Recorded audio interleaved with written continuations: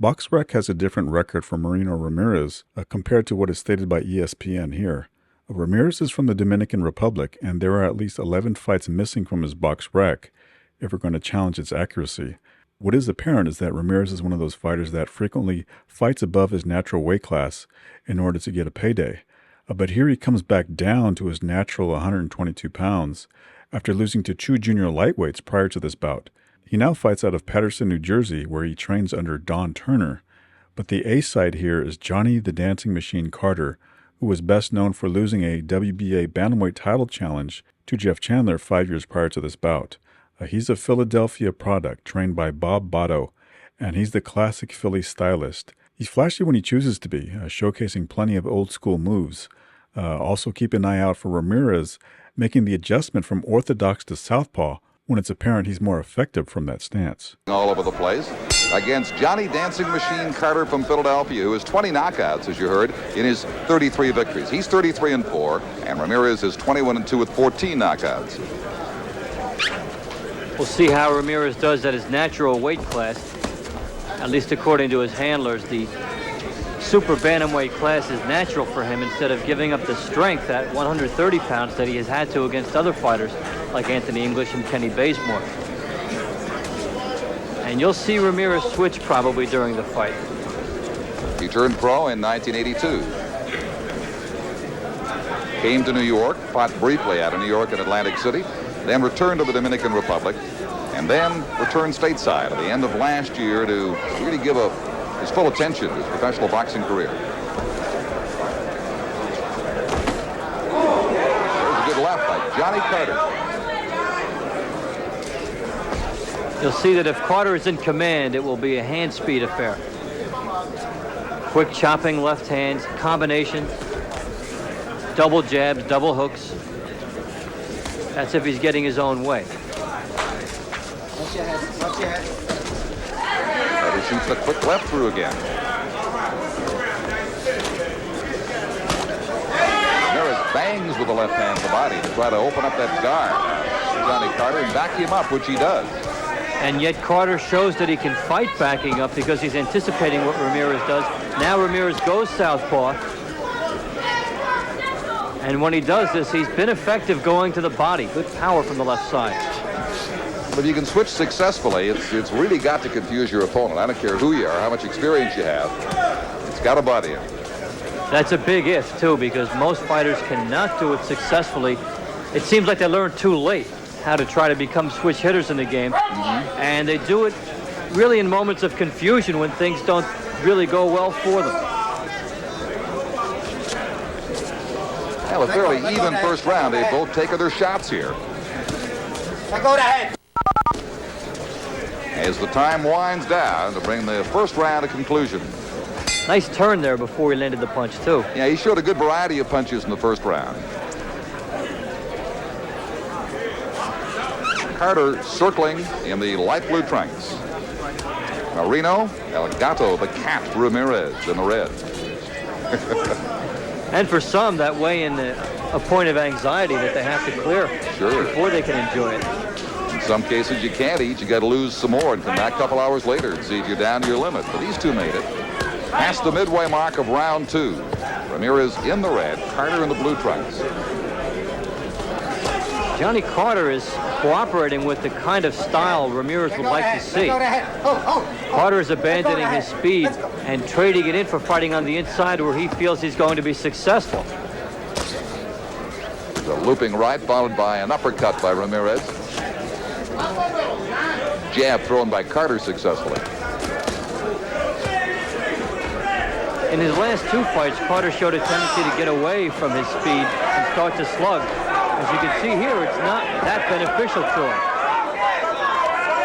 He's ducking out of the range of most of those blows from Ramirez.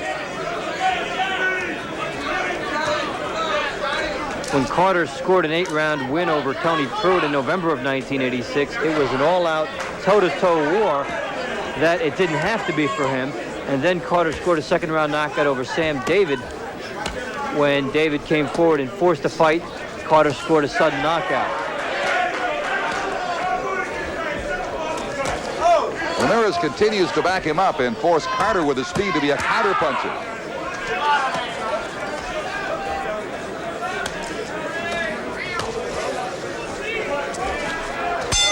Two grazing jabs at the bell by Ramirez to end the second round. Very good.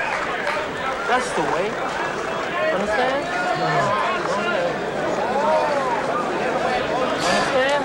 Keep it up. I'd like to remind everybody. There, the man in the corner of Marino Ramirez. Right away. Wrap it up. 12 rounds USBA title bout. Robert Hines, 21-1 from Philadelphia, takes on Tony Montgomery, 18-1. He's from Detroit. It's October 23rd, right here at Resorts International.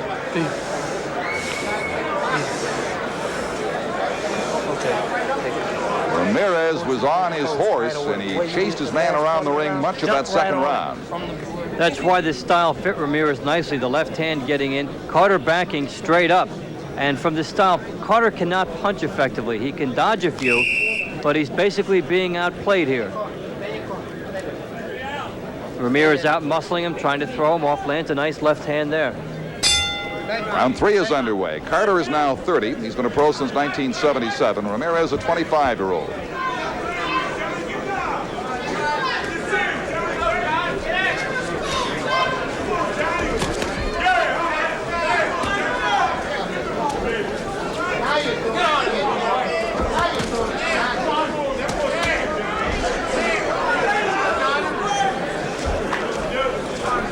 Ramirez seems to be gaining confidence.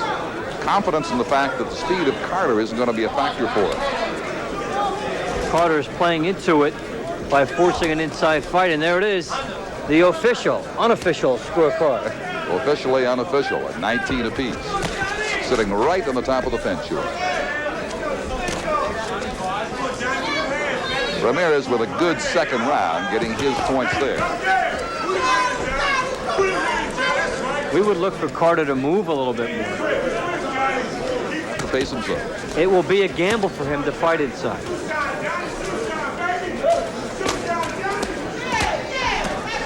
Uppercut, effective when he throws it as he backs out of there. Carter talking about. Looping left by Ramirez is blocked.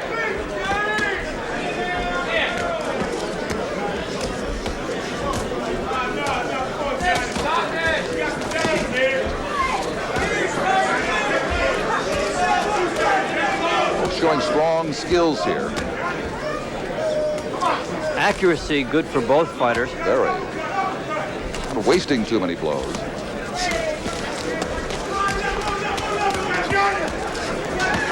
7 chops with that hand to the head of Carter. The way the openings are there, it's like they let each fighter loose in the store with a shopping bag and said, fill up. Exactly. Take it away. Less than 30 seconds to go in the third round.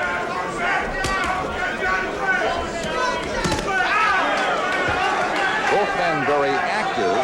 30 isn't old, but maybe it's a difference between the 25-year-old and himself. It may take the pace and slow down Carter as this fight continues. We'll see.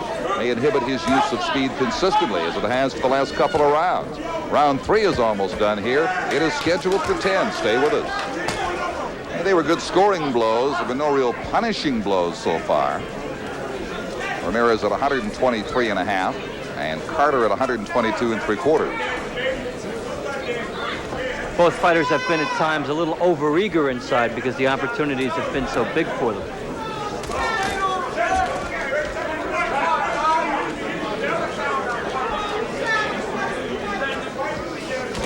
Carter leans in as they go shoulder to shoulder now. Not easy to make the adjustment to fighting inside when you've been primarily an outside and angles fighter most of your career. It's got to be shorter punches. It's got to be muscle inside, whereas it was finesse before. You can also get so close you take away the force of your blows. You haven't got room to operate. And for some, that can be a strategy to land the short punches, and for others, it can be a detriment.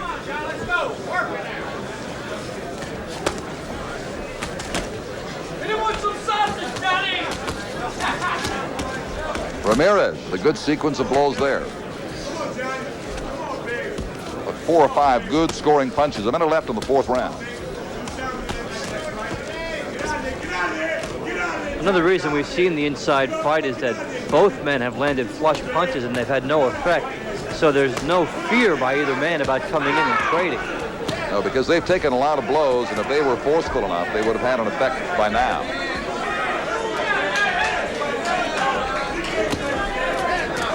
You get the feeling that ever so slowly, Ramirez is wearing Carter down, bit by bit as they go along. He's definitely increased his chances for winning the rounds, whether he does or not, by the nature in which they're fighting. It's in Marino Ramirez's ballpark.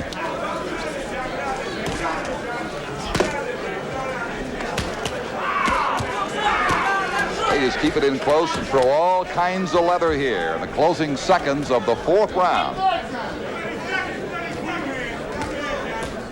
5th round, round 5. Watch who's in better position to punch as Ramirez comes over the top of the left and then comes inside. He was planted and had the leverage while Carter was backing up. They are approaching the halfway point of this 10-round bantamweight bout tonight. Still to come, Mike Williams and Tim Witherspoon, heavyweights in our main event. Plenty of action here. And Ramirez is starting to land good shots that has Carter's attention and respect. Good variety of shots, too, coming from He both. thinks sequentially, thinks a couple punches at a time. He throws a punch and tries to tie Carter up, whereas Carter is reacting in there. He's scoring so well inside, as you saw in that last sequence. And Carter at least feels that he won't get knocked out trading punches. But he's taking away the natural gift he's got over Marino Ramirez, who was just the speed, the movement, and the jab. Well, he can survive this way, but can he win this way? It appears to be not the case midway in the 5th round. He's being clearly outpointed, certainly in this round, when they get inside and start trading punches. Most of them come from Ramirez. Watch your head, watch your head.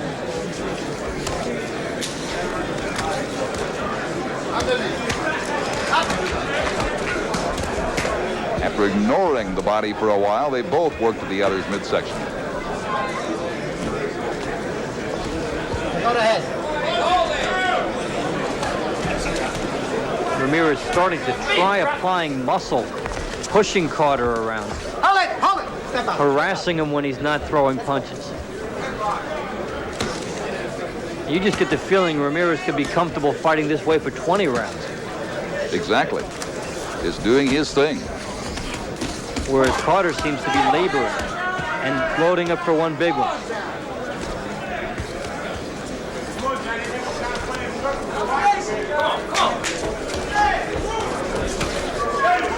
.25 seconds remaining in the 5th round. Hold it, step out. Let's go. Long looping left, partially blocked, but landed on the side of the head of Carter.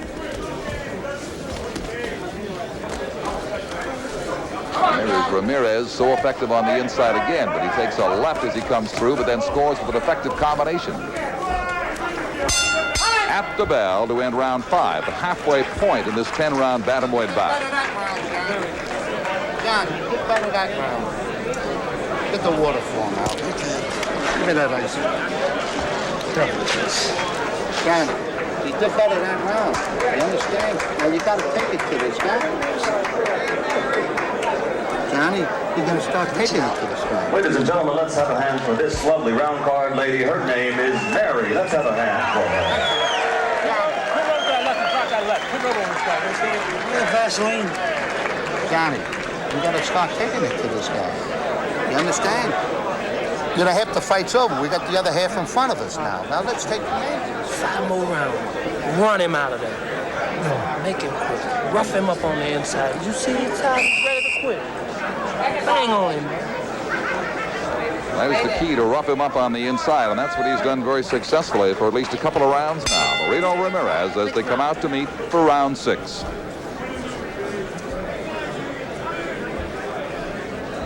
That knockout loss to Chandler we talked about 5 years ago was for a world championship. That was the big shot for Mr. Carter. You know you just brought it on now.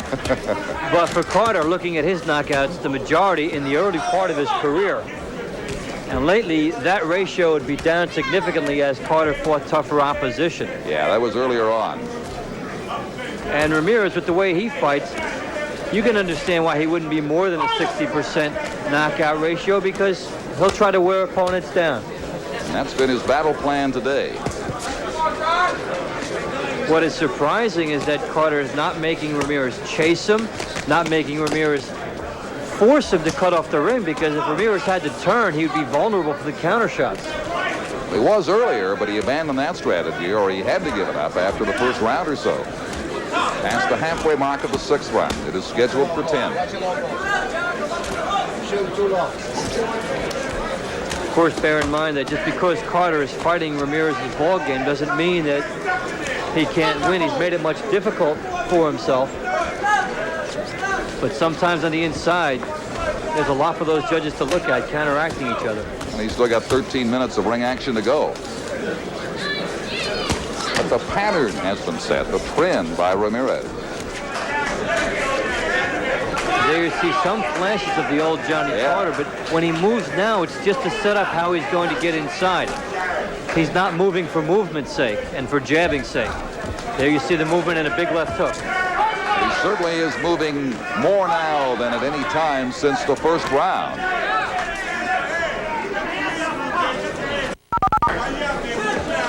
As the 6th round draws to a close.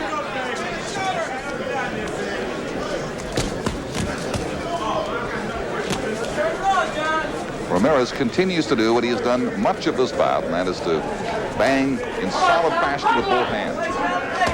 30 seconds to go in the round. Ramirez in the red trunks, Carter in the blue.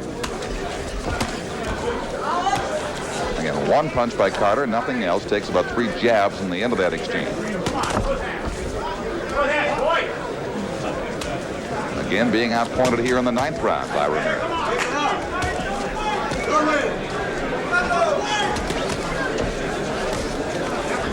So round 9 draws to conclusion here in Atlantic City. The 10th and final round. Referee Paul Venti brings them together for the final 3 minutes of bantamweight action. Ramirez certainly appears to have built a considerable lead. How do you see him now, Dave? Pulling away to a 4-point victory here, taking advantage of the fact that the dancing machine has needed a special request to dance only on occasion. Put another quarter in. Which shows as Carter gets hammered underneath and with the uppercuts here, it will be an astonishing victory for Carter if he can succeed this way, going with a style that is not natural for him, more natural for Ramirez.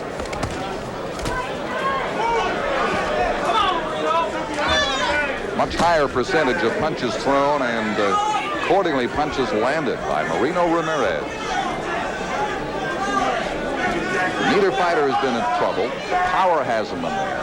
Sometimes the finesse has been lacking, and the strategy has certainly varied on the part of Johnny Carter, but Ramirez has much the best of it so far and continues to retain that advantage.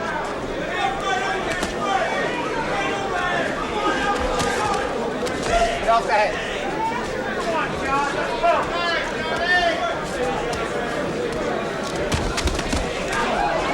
The one thing about speed is that once you start to lose it, you do not get it back.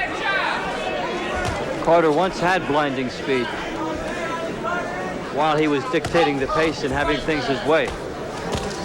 And while he was a whole lot fresher than he is right now, Hey, fight! Let's go.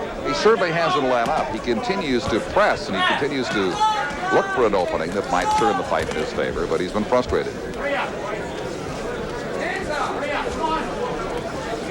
Well, there's hard work and there's smart work, and for Johnny Carter, he did work hard, but this may not have been the smartest fight for him tonight. Good point. Well, Ramirez has pretty much done what he set out to do. 30 seconds to go in the bout.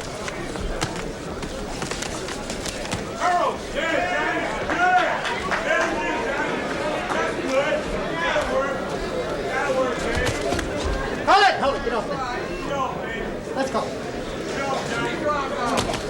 So a couple of boxers with knockout ratios in the 60% range are not going to win it by that route tonight. It's going to go to a decision here. 10 full rounds in Atlantic City. And there's the bell coming up to end the time.